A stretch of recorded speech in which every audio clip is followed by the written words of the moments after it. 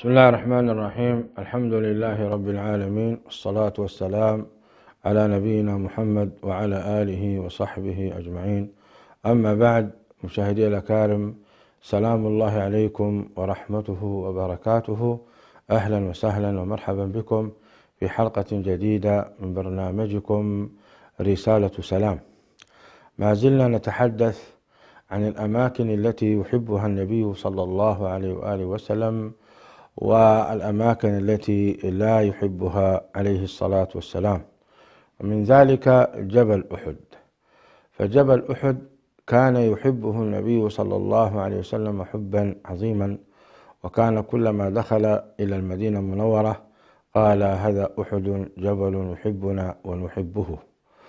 فعن أنس بن مالك رضي الله تعالى عنه قال: خرجت مع رسول الله صلى الله عليه وسلم إلى خيبر أخدمه، فلما قدم النبي صلى الله عليه وسلم راجعا وبدا له أحد قال: هذا جبل يحبنا ونحبه.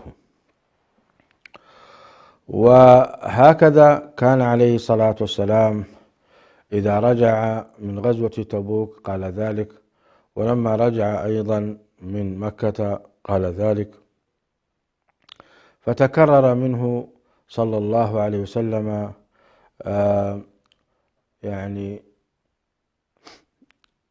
التصريح بحبه لهذا الجبل. وجبل أحد من جبال الجنة، كما ثبت ذلك عنه عليه الصلاة والسلام أن قال: أحد جبل من جبال الجنة. وذات يوم صعد عليه صلى الله عليه وآله وسلم هو وأبو بكر وعمر، فارتج جبل أحد، فقال عليه الصلاة والسلام: أحد أثبت أحد، فإنما عليك نبي وصديق وشهيدان. فالنبي عليه الصلاة والسلام هو المقصود، والصديق هو أبو بكر، وشهيدان هما عمر وعثمان رضي الله تعالى عن الجميع. فهذا الجبل العظيم جبل أحد طوله 7 كيلومتر، وعرضه حوالي 1 كيلو، وهو مجموعة سلسلة جبال، ولونه أحمر، وحجاره جميلة جدا. وقد احتمى به النبي صلى الله عليه وسلم في غزوة من الغزوات سميت الغزوة به. فكان عليه الصلاة والسلام يحب بعض الجمادات، ومن الجمادات أيضا التي كان يحن إليها النبي صلى الله عليه وسلم، أو هي تحن إليه، الجذع الذي سمع الصحابة رضوان الله عليهم صياحه وبكاءه. والجذع هو أصل شجرة النخيل، أصلها وعمودها الأساسي الذي كان منصبا في داخل المسجد النبوي الشريف. فكان عليه الصلاة والسلام إذا خطب اتكى عليه. فلما صنعت له المرأة في سنة 9 من الهجرة منبرا اتكأ، ترك النبي صلى الله عليه وسلم الجذع وأصبح يخطب على المنبر. فبكى هذا الجذع بكاء شديدا على فراق رسول الله صلى الله عليه وآله وسلم. وهذا من أعجب الأشياء، أن الجمادات لها مشاعر وأحاسيس تجاه هذا النبي العظيم صلى الله عليه وآله وسلم. وكذلك كان بمكة حجر يسلم على النبي صلى الله عليه وآله وسلم. هذا الحجر يقول النبي صلى الله عليه وسلم: إني لأعلم بمكة حجرا كان يسلم علي قبل البعثة. وهكذا هذه الجمادات تحب وتكره، كما قال تعالى: فما بكت عليهم السماء والأرض وما كانوا منظرين. فالجمادات منها ما يهبط من خشية الله، ومنها ما يشقق فيخرج منه الماء، ومنها ما يهبط من خشية الله، ومنها قوله تبارك وتعالى: لو أنزلنا هذا القرآن على جبل لرأيته خاشعا متصدعا من خشية الله. فالأمر الذي تتعجب منه هو أن هذه الجمادات تحب الصالحين وتحب أمثال رسول الله صلى الله عليه وسلم من الأنبياء وغيرهم من أهل الفضل والإحسان. في المقابل لا تجد كثير من الناس يحبون رسول الله صلى الله عليه وسلم، بل كثير من المسلمين قلوبهم قاسية تجاه رسول الله صلى الله عليه وسلم، وعاطفتهم ضعيفة تجاه رسول الله صلى الله عليه وسلم مع الأسف الشديد. فالنبي عليه الصلاة والسلام الواجب على المسلم أن يحبه وتكون عاطفته تجاهه عاطفة قوية من الحب والمشاعر الجياشة. نعم، هذا كان من هديه عليه الصلاة والسلام أنه كان يحب بعض الأمكنة، منها ذكرنا أنه يحب مكة المكرمة ويحب المدينة المنورة ويحب جبل أحد. أما بالنسبة لمحبوباته صلى الله عليه وسلم من الأزمنة، فكان يحب عليه الصلاة والسلام أن يخرج يوم الخميس. إذا سافر كان يحب أن يسافر يوم الخميس، وكان صلى الله عليه وسلم يستقصد الصوم يوم الاثنين ويوم الخميس أيضا. ولما سئل عن صوم الاثنين قال ذلك يوم ولدت فيه. وقيل أيضا إن الأعمال تعرض على الله عز وجل يوم الاثنين ويوم الخميس، وإن أحب أن تعرض أعمالي وأنا صائم.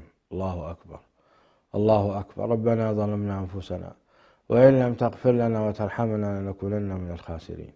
هذا هو رسول الله صلى الله عليه وآله وسلم، كان يحب أن تعرض أعماله وهو صائم.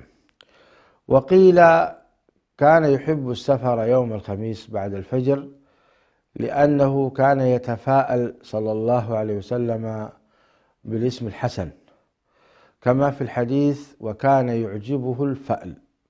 فكان عليه الصلاة والسلام إذا سمع اسما طيبا تفاءل به.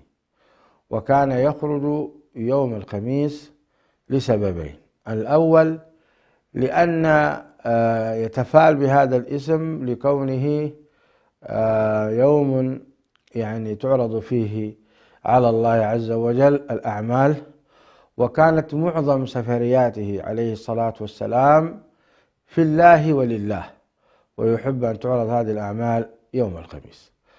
السبب الثاني هو في التفاؤل بالاسم الحسن، لأن الخميس هو الجيش. الخميس هو الجيش. الجيش هو يعني 5 فرق. الجيش مقسم إلى 5 فرق، وهو أنه يعني المقدمة والقلب والميمنة والميسرة والساقة. هذا هو تقسيم العسكري للجيوش التي كانت على عهده صلى الله عليه وآله وسلم. فأين التفاؤل؟ التفاؤل أنه كان يتفاءل أنه سيكون لديه من القوة ما يقضي على الجيش، وأن الله سيحفظه ويصونه بما يمكنه من القضاء على الجيوش العرمرم. هذا هو ما ذكره العلماء في سفره صلى الله عليه وسلم يوم الخميس. وهذه كانت هي السنة، ولا يعني ذلك أن لا تكون هناك قاعدة شاذة، لا تكون هناك يعني شذوذ عن هذه القاعدة. فقد سافر عليه الصلاة والسلام في حجة الوداع يوم السبت، سافر عليه الصلاة والسلام في حجة الوداع يوم السبت. الواجب هنا ما هو؟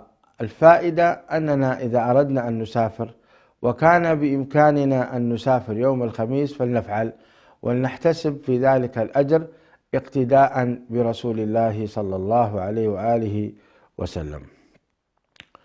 وكان عليه الصلاة والسلام يحب الشهور، فكان من أحب الشهور إلى قلبه شهر شعبان، فكان من أحب الشهور إلى قلبه شهر شعبان بعد شهر رمضان.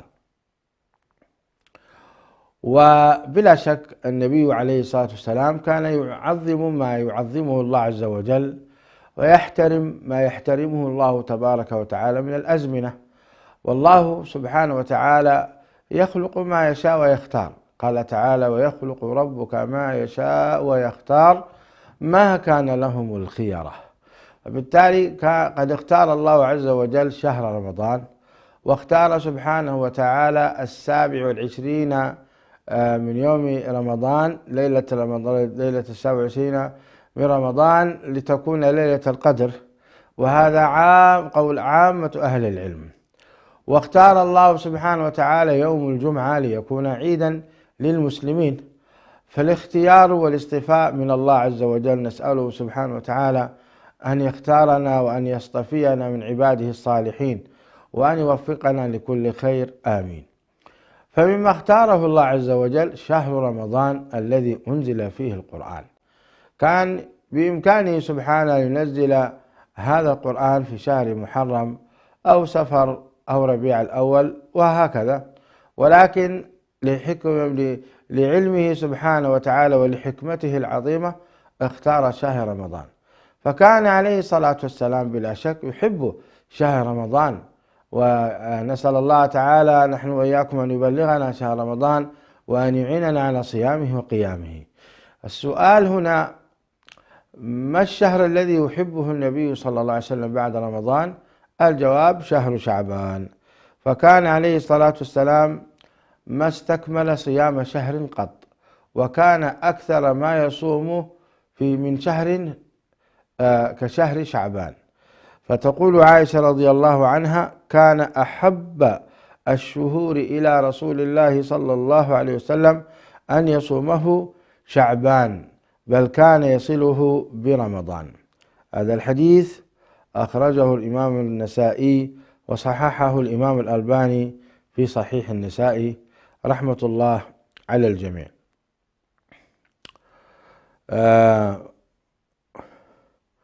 فكان عليه الصلاة والسلام يحب صيام شهر شعبان، وكان يقول: ذاك شهر يغفل الناس عنه.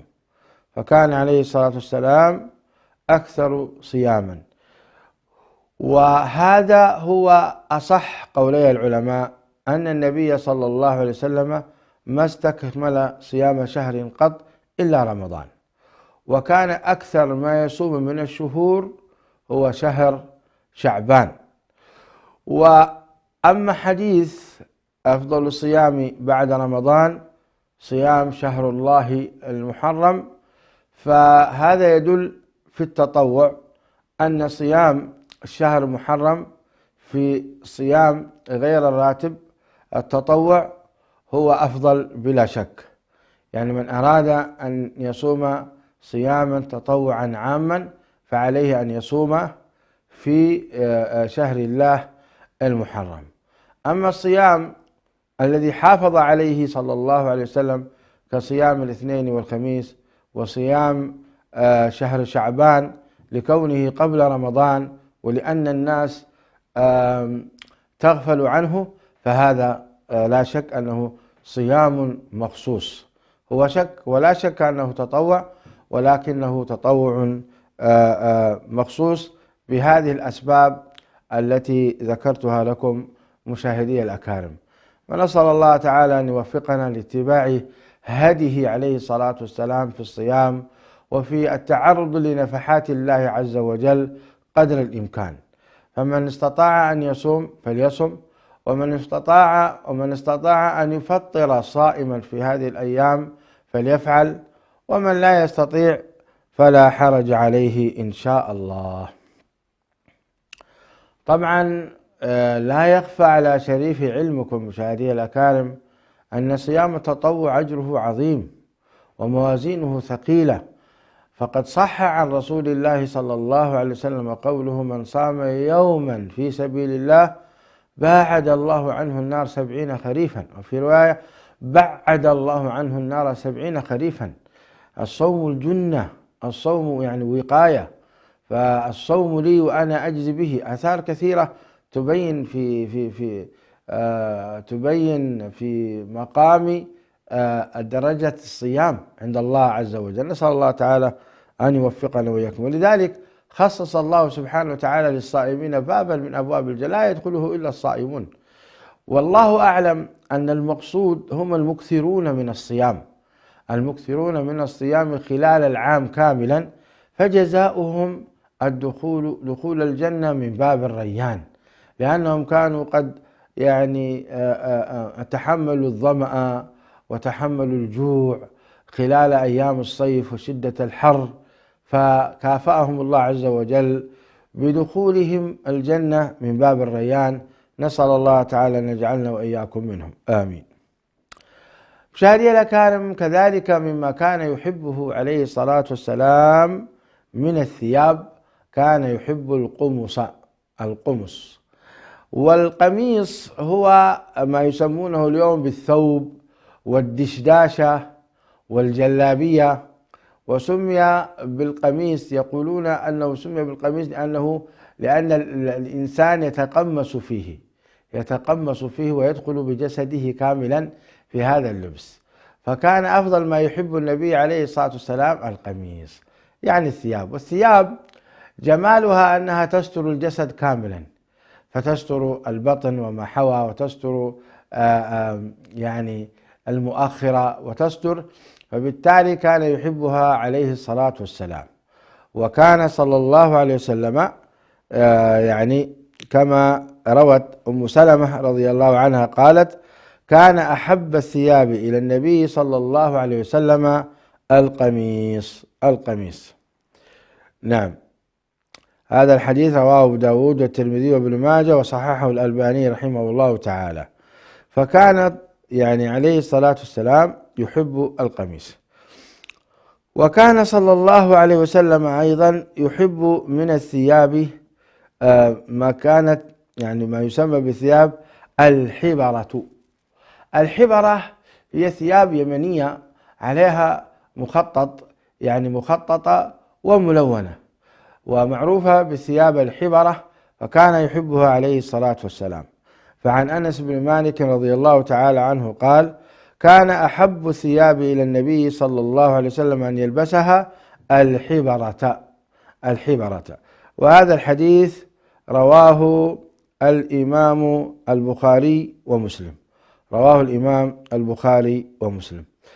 ومشاهدي الأكارم، نلاحظ أيضا أن رسولنا عليه الصلاة والسلام في لباسه وفي مطعمه ومشربه يوافق الفطرة، فلم يكن يلبس مثلا الصوف، ويلبس مثلا الثياب المرقعة، ويلبس مثلا يتعنى أن يلبس الثياب المتسخة، لا، بل كان عليه الصلاة والسلام يحب الثياب الجميلة كما هو معنا في هذا الحديث.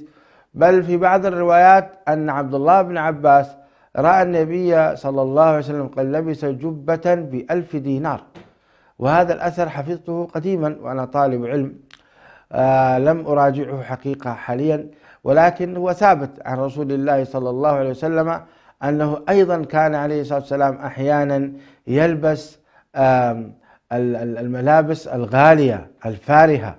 وهذا من العجائب، حتى يبين عليه الصلاة والسلام للجميع بأن يا أهل الثراء البسوا ولا حرج، ويا أهل متوسطي الدخل البسوا ولا حرج، ويا من قدر عليك رزقك البس بما أتى الله لك أو رزقك الله بما أتاك الله من رزق، وإن كان محدودا فالبس على قدر إمكانيتك. هذه هي السنة النبوية الكريمة التي جاءت توجه عامة البشر. قل من حرم زينة الله التي أخرج لعباده والطيبات من الرزق. فليس الدين أن تلبس الثياب المرقعة، ولا أن تلبس الثياب المتسخة، ولا أن تلبس الصوف، وإنما الدين هو أن تتابع النبي صلى الله عليه وسلم، وأن تجتهد قدر المستطاع في امتثال هديه عليه الصلاة والسلام. وهذا هديه، كان يحب من الثياب القمص لأنه يستر. فذات يوم أقص لكم قصة. حجزت في ضيافة أحد الشخصيات الكبيرة في إحدى الدول العربية، وكنت يعني مسؤولا عن تحجيج أو إرشاد هذا المسؤول الكبير في مناسك الحج والعمرة، وكنت ضيفا في إحدى الأجهزة تقريبا تستطيع أن تقول الضيافة كبرى، وكان معنا مستشار ساحل العاج، دكتور طبيب في السرطان. وكنت سبحان الله أحب الجلوس معه لأنه كان متواضعا جدا، كان يذهب على قدميه، وكان هذا الرجل حريص جدا على الطاعة، ففي شدة الزحام يحب أن يعني يصلي في مسجد نمرة وعند الإمام، كان يخرج مبكرا سبحان الله. المهم حججنا سويا، وفي منى رأيته قد أسبل ثيابه، فقلت له يا دكتور هذا لا يجوز أن تسبل ثيابك تحت الكعبين. قال لي أول مرة أسمع هذا الحديث. نعم، قال النبي عليه الصلاة والسلام ما أسفل الكعبين ففي النار. قال أو ذلك؟ قلت نعم. قال والله لك علي عهد أن أعود إلى بلدي وأشتري الثوب وأقصه فوق الكعب وألبس امتثالا واقتداء برسول الله صلى الله عليه وسلم. فقلت يا سلام، بعض الناس لا يتعبك أبدا في الجدال معه لأن قلبه رقيق ولا يتكبر على النص الصحيح، هكذا المؤمن. إنما كان قول المؤمن إذا دعوا إلى الله ورسوله يحكم بينهم يقول سمعنا وأطعنا.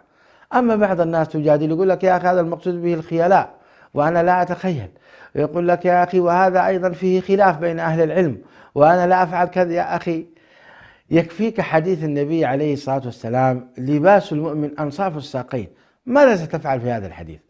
وأيضا عندك حديث آخر يقول النبي عليه الصلاة والسلام ما أسفل الكعبين ففي النار، فحدد النبي عليه الصلاة والسلام هذه المنطقة، هذه البقعة وهذا الجزء من الجسد ممنوع أن يكون فيه لباس، ولكن الله المستعان. فأتذكر هذا الطبيب، الله والله نسيت اسمه يا أخواني، كنا في الحج كما قلت لكم، وكان ذا خلق عظيم، وهو طبيب ومستشار لبعض الدول كما قلت لكم، وكان أيضا طبعا كان جنسيته جزائري، فسلام حار للجزائريين من هنا من هذا المنبر. كان هذا الرجل يعني سبحان الله قمة في الطاعة، نحسبه والله حسيبه، فإن كان حيا نسأل الله تعالى أن يثبته ويحسن له الختام، وإن كان قد مات فنسأل الله تعالى أن يغفر له وأن يرفع درجاته عليين. وهذا أيضا يجرنا، ليس كل من كان حول الرؤساء وحول القيادات اليوم يكونوا ظالمين، لا نجمع بهذا، لا نجمع يا أخواني، فإن كثيرا أو ربما بعض من ابتلي أن يكون بجوار الرؤساء لا يكون ظالما، بل يكون ناصحا أمينا مذكرا غير راض على ما يرتكبه الحكام، ولا نقول إلا ما يرضي الرب سبحانه وتعالى. إذن كان عليه الصلاة والسلام يحب ثياب الحبرة، والحبرة يحبها عليه الصلاة والسلام. وكان صلى الله عليه وسلم يحب الثياب، يحب من الثياب البيض، يحب من الثياب البيض، يعني يحب من الملابس كل ما كان لونه أبيضا، سواء كانت السراويل والقمص والبرانس، كل هذه كان يحبها عليه الصلاة والسلام، كل ما كانت بيضاء كانت محبوبة إلى رسول الله صلى الله عليه وسلم. فعن سمرة بن جندب رضي الله تعالى عنه قال قال رسول الله صلى الله عليه وسلم البسوا البياض فإنها أطهر وأطيب وكفنوا فيها موتاكم. البسوا الثياب أو البسوا البياض فإنها أطهر وأطيب وكفنوا فيها موتاكم. رواه الإمام الترمذي وابن ماجة وصححه الألباني في الجامع الصحيح. وهذا أيضا عن عبد الله بن عباس رضي الله تعالى عنهما قال: قال رسول الله صلى الله عليه وسلم: البسوا من ثيابكم البياض فإنها من خير ثيابكم وكفنوا فيها موتاكم. رواه أبو داود والترمذي وابن ماجه وصححه الإمام الألباني. كل هذه الأحاديث تدل على حب النبي صلى الله عليه وسلم للثياب البيض، وبلا شك الثوب الأبيض يريح النفس. قال الإمام الطيبي رحمه الله: لأن البيض أكثر تأثرا من الثياب الملونة، فتكون أكثر غسلا منها فتكون أطهر. وفي الحديث: ونقني من الذنوب والخطايا كما ينقى الثوب الأبيض من الدنس. يا سلام، انظروا يعني إلى هذا الحديث العظيم، لأن البياض تظهر فيه الأوساخ سريعا، وإذا غسل بالمواد أيضا يظهر فيه النظافة والنقاء أيضا سريعا. فلذلك شبه النبي عليه الصلاة والسلام الذنوب بالأوساخ، وشبه الطهارة بالبياض، وقال: ونقني من الذنوب والخطايا كما ينقى الثوب الأبيض من الدنس أو الأوساخ. نعم.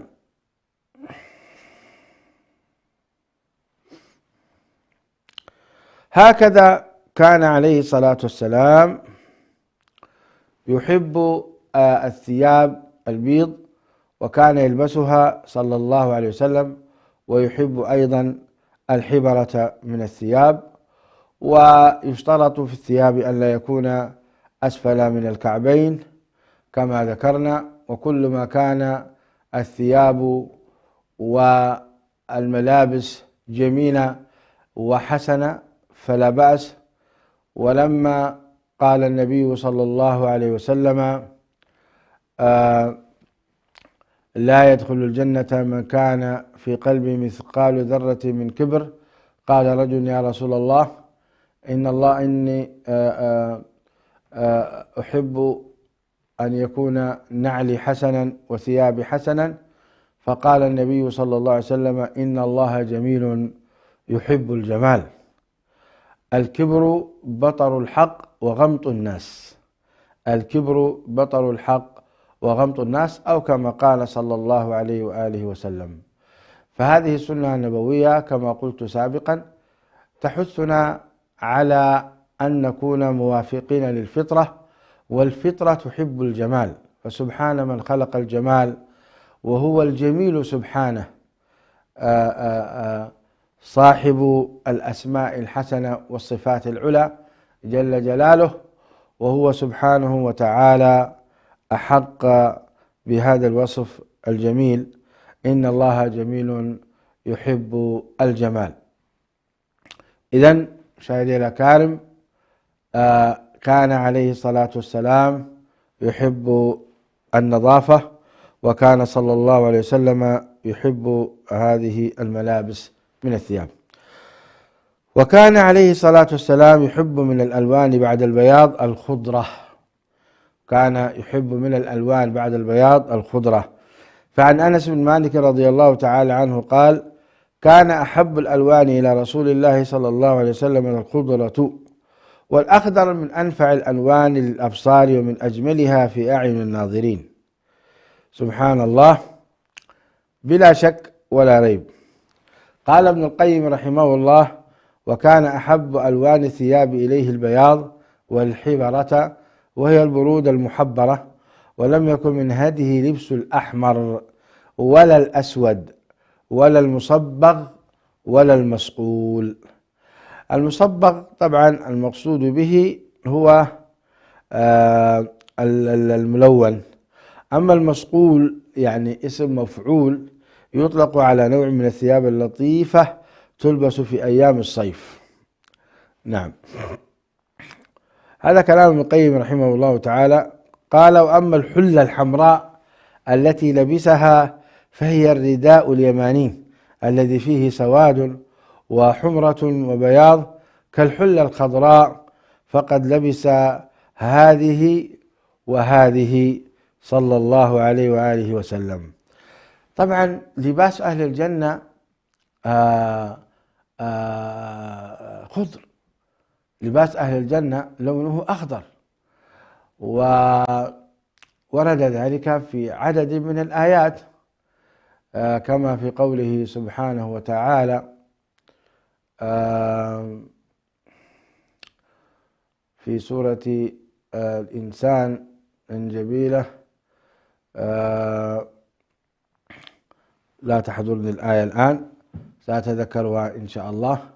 وكذلك أيضا في سورة الكهف ذكر ربنا عز وجل أن ثيابهم كلها خضر، خضر من سندس واستبرق، خضر من سندس واستبرق. فثياب أهل الجنة أية النخضر، والجنة كلها خضراء، واللون الأخضر حدائق ذات بهجة، يعني غالب الحدائق فيها خضار، والخضار أيضا يعني لونه ساطع وجميل. في بعض المناطق هنا في تركيا أنت تتعجب، تقول سبحان يا أخي من خلق، يعني تجذبك الحدائق وتجذبك الأشجار بلونها الزهي، ناهيك عن الأشجار. والله أنت لو نزلت البازار هنا يعني الأسواق المخفضة، تمر على بازار الخضرة وتشاهد الفاكهة وهم يرصونها على البترينة، وتشاهد هذه الخضرة وهذه أيضا الفواكه بأشكالها وألوانها، والله أنك لتقول كأنها نزلت للتو من الجنة من حسن جمالها وما خلق الله عز وجل فيها. المفترض الكنترول يعني يعطونا الآن صور لها أنت تتعجب، يعني فعلا فواكه ولن ضخمة وكبيرة، ثم أيضا لون زاهي وجميل، وإذا رشوا عليه الماء يعني ترى بقع الماء عليه، لا إله إلا الله. كانت أمي تقول لي هذه الفواكه تنادينا يا ابني للشراء. رحم الله الوالدة وأسكنها فسيح جناته. مشاهدينا الأكارم، هذه يعني بعض سنن النبي عليه الصلاة والسلام في حبه للأمكنة والأزمنة واللباس، فكل ما اتبعنا هديه عليه الصلاة والسلام في هذه الأمور الدقيقة. وتأمل أيها المبارك وتأمل أيتها المباركة أن هذا النبي لم تهمل أعماله أبدا فيما يحب فيما يكره، في عمله ذهابا وإيابا، نقلت إلينا كأنما هو بيننا صلى الله عليه وسلم. نسأله تعالى أن يجمعنا به في دار كرامته، وأن يوفقنا أن نحمل لواءه عليه الصلاة والسلام ونقتدي به قدر المستطاع. فاتقوا الله ما استطعتم. مشاهدي الأكارم، ألقاكم في الأسبوع القادم إن شاء الله مع الأشياء التي كان صلى الله عليه وسلم يحبها من الدنيا. ما هو؟ الطيب. كان عليه الصلاة والسلام يقول حبب إلي من دنياكم الطيب والنساء. مع هذا الموضوع في الأسبوع القادم إن شاء الله، والسلام عليكم ورحمة الله.